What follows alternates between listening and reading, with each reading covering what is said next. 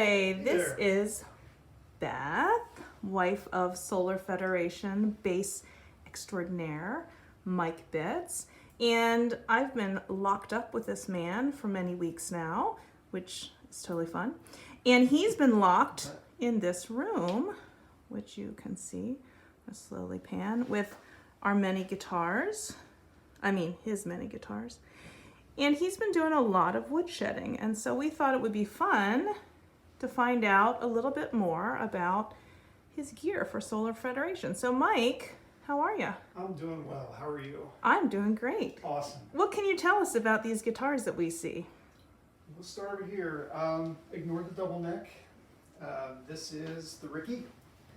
Got this from my buddy Tim Starace. Tell us, who's Tim Starace? He is the bass player for Why Not, and he was extremely helpful to me when we were starting this project, just in terms of his ideas on getting good tones,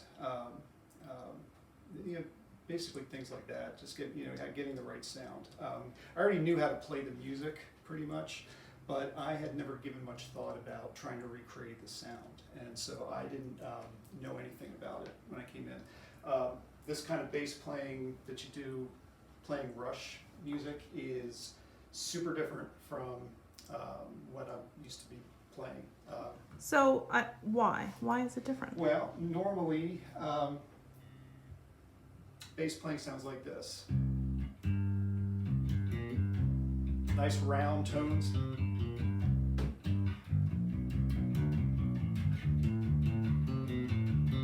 So when you play Rush, you have to basically really attack the instrument. So to get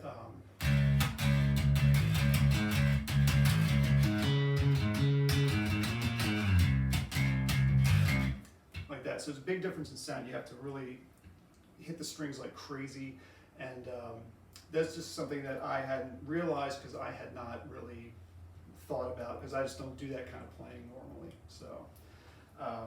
So what guitar are you playing now? This is Fender, the Getty model 1972 that he'd been using since 1980, off and on. And then this was pretty much the main thing he was playing for the rest of his touring career. He was very well known for the Rickenbacker before then. And so I know everybody in Solar Federation land knows this already. I'm basically telling Mrs. Bitts all this. Because everyone knows that I don't know anything about Rush. Right. So I have another question, Mike. Yes. Which guitar do you like playing better? The I love Fender or the playing- Ricky? Oh, I'm glad you asked. The Fender by far. The Ricky is an amazing bass. It does this one thing, and it does it really, really well. I can only speak for myself. It is super hard work to play for me. What's the one thing that it does? So one thing, it has a certain sound that no other guitar has, and so for playing, playing the older, more the old school Rush music, it's pretty essential. Although it didn't bother Getty, he played pretty much everything on the Fender, once, for tours. But it's also a great visual, because everybody associates, most people associate Getty's playing with the Rickenbacker. Okay, so what else do you have over here? All right, it's going through, both basses are going through these Sans amps. Again, this is something that Tim turned me on to. And I already had one RBI, Sans amp RBI. I had that for years. This is actually one of the, I got this the first year it was made. You can tell because of it's got the more chromey looking handles there. So I don't have this all set up, but I have both basses coming out of this tone bone, so that's my AB box, which is good because the Ricky needs some help in terms of EQ and everything, even after the fact with the Sans amp. So the tone bone just lets you switch between guitars. Yep. And then adjust how they sound? Yeah, it's an AB box, so Because I don't know what AB means. Oh, A this guitar, or A that guitar, B that guitar. Okay, all right. So yeah, this button just switches between one. I can tell by the lights which one it is, although that doesn't always help. Sometimes I have the wrong guitar on and I'll start playing and nothing comes out, but I'm getting better. So, And then this is just a compressor that everything goes through.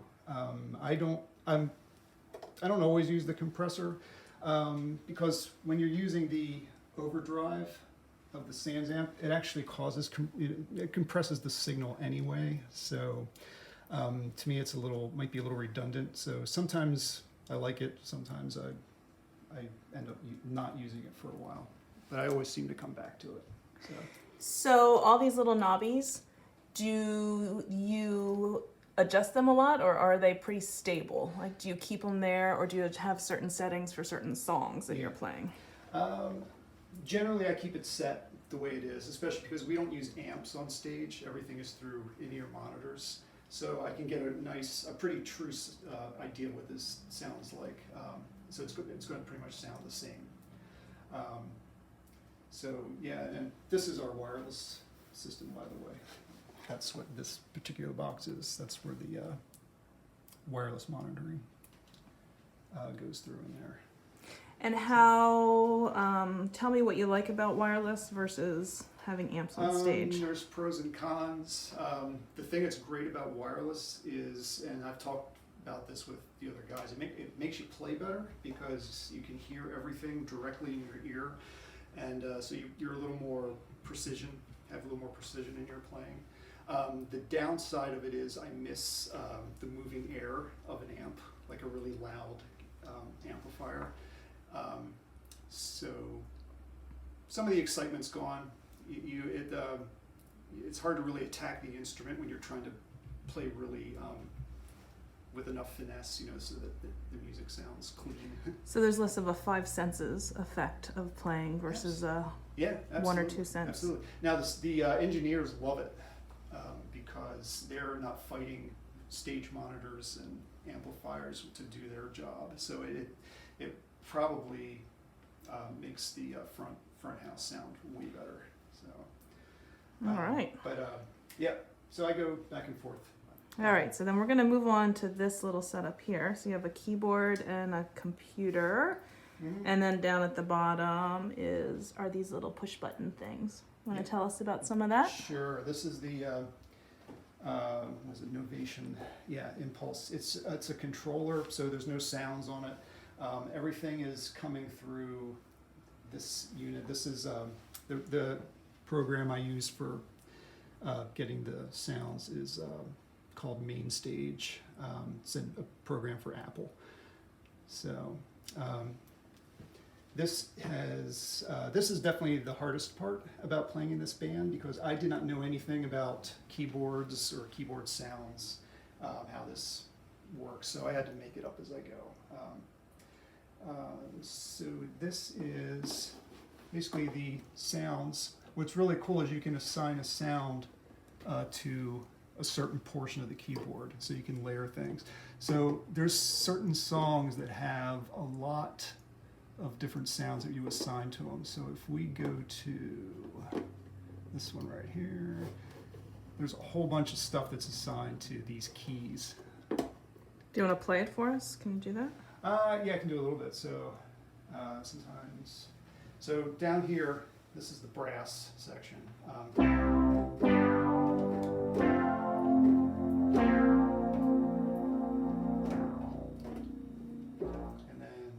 This is the little sequencer part. And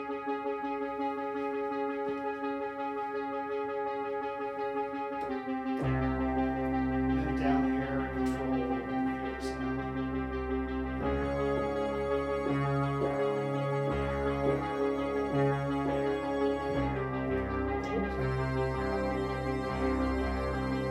Anyway, so that's I'm a little out of practice doing the keyboard dance. So there's also little things like Roy Gov. everybody knows where that happens in the song. And then I trigger different events, like you can, like this is the opening, the beginning of the song. So this is the one time where I have like a break. I don't have to do anything. I just let this do its thing. It's just keyboards, guitar, and drums. So again, everybody knows what this is. So anyway. So here's a question. Yeah. If you're playing a song at a show and all of a sudden your keyboards don't work, what would you do? That's an excellent question. I have had numerous keyboard failures at rehearsals and like here, doing some work, just various disasters that happen. I have to reload anything. I've had it happen during sound checks where we just lose, it's basically the audio interface gets lost, which is this unit here. Actually, it's this that I use live. So everything, the laptop has to go into here, and then from here it goes to the PA, so it has to go through this box to get the sounds through. That's the basic failure that happens. I've never had it fail for me on a gig yet. So what I really should be doing is, I really should be, and I need to talk to you about this later, is carry a spare MacBook Pro. Oh, I can't imagine why you've never talked to me about that before. We won't go into that, friends. So it actually, Mainstage works great on this. This is a 2011 MacBook Pro that I got refurbished. It works great. It doesn't have, it only has 8 gigabytes of RAM, and they always recommend 16, but 8 seems to run fine.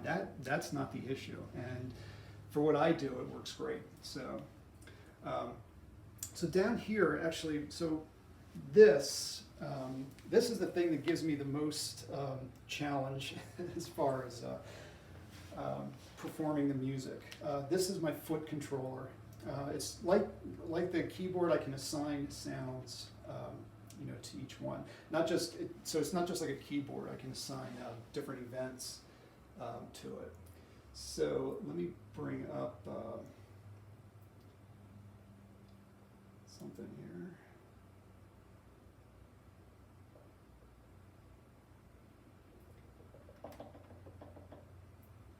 So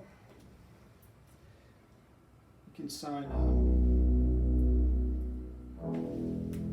so the sounds aren't according to the scale, and then it gets, you can trigger sound effects. Right. So the big challenge of playing this is to make everything coordinate. So here's like the first part of like a marathon. So I go.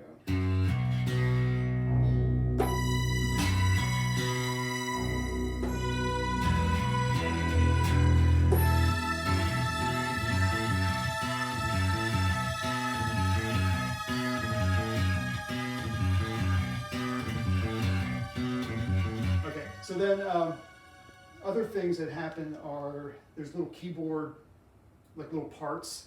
Once Power Windows came out, they were not concerned about how they were going to recreate things live anymore, so they were just, everything was keyboard textures rather than just little parts. So here's this little keyboard break. So what I had to do, because we don't have click track function, I don't have it, is I take the solo, well not really a solo, but the part, and just split it across different keys. So I'm playing this, and then I'm triggering the keyboard sound.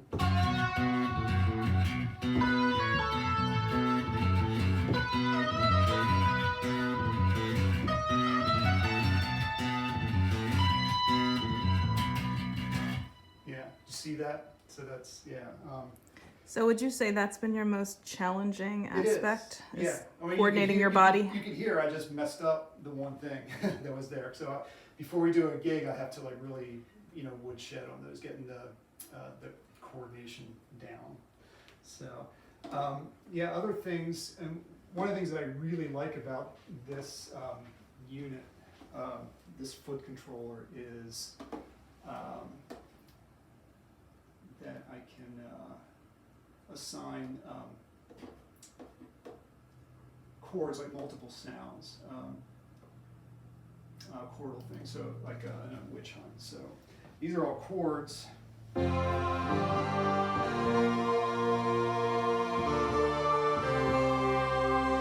So if you pan down here, you can see that rather than play it according to how it would lay on the keyboard, you know, so it'd be here, here, and so what I can do is you can reassign everything just to do it sequentially.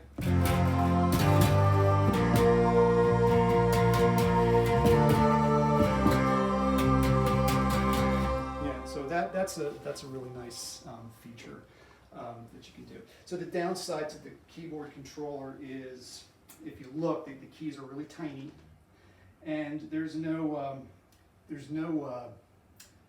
tactile sensation like when you step on it. It's not like when you step on a actual like Taurus pedals or something. You can feel the thing go down. You can feel it hitting the bottom.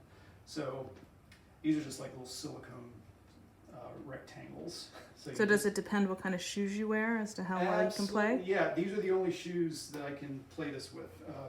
These Chucks, because luckily I have really narrow feet, so these shoes are they're about a size tighter than what I would normally wear. So just so I can hit with an amount of accuracy. So the other thing is, I have this set to, it's called legato. So when you step on a note, it's just going to stay like that until I hit this middle button here to stop it. So that's been, there's been a lot of accidents that occurred before that because of that, not stepping on the button right or hitting the wrong thing. So I'm getting better at it, but my accuracy on hitting the right notes is about, I'm going to say about 90% right now. So yeah, it's getting better. That's always good to have something to work for. Yeah, exactly. So I thought about making a change, but this thing is just so versatile, and I like the fact that it's light too. So and it's pretty indestructible, even though it doesn't look like it is. But it's way like an actual Taurus puzzle, like what's in that monster case there inside that road case. This is actually way less fragile than something like that. So that I like. It's reliable. I know it's going to work, basically. So. Cool. So Is there something you'd like to play for us before we say goodbye?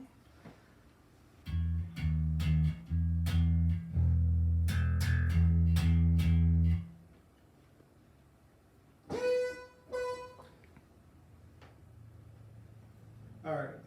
Here's something that where I have to control like some of the coordination between things. Like there's this part in Xanadu where there's a keyboard. This part.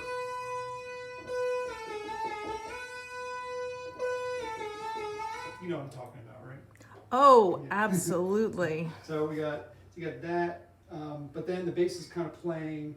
So what happens is, so this kind of starts, and I have to play with my right hand.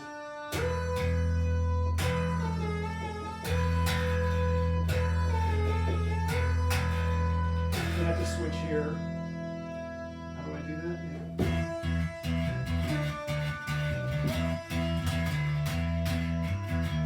So anyway, so stuff like that. That's where because Fedge wants it right and he wants it good, and he's right to want that. A man after my own heart. Absolutely. Yep. He wants it right. So I still don't have all the sounds for Xanadu yet. I haven't figured out how to make all that happen. It'd be easier if we were doing sequenced stuff, like listening to a click track in all these parts. Like I said, I don't have the capability of doing that right now, and actually I wouldn't even really want to that much. I kind of like trying to solve the problem of how to play certain things, and again, using a click track, that's just another it's just another point of failure, like that could fail, the click track. So I like to keep it as simple as possible. So. All right. Well, so that is super interesting. So we've got our two basses, your keyboard, your rig. Is that what that thing's called? Sure. There's your computer. Down here are the foot pedals. And up here is bass player extraordinaire, Mike Bitts. who is a super happy guy, and I'm happy to be quarantined with you. Indeed. And keep on playing. Let's go feed the goats. All right.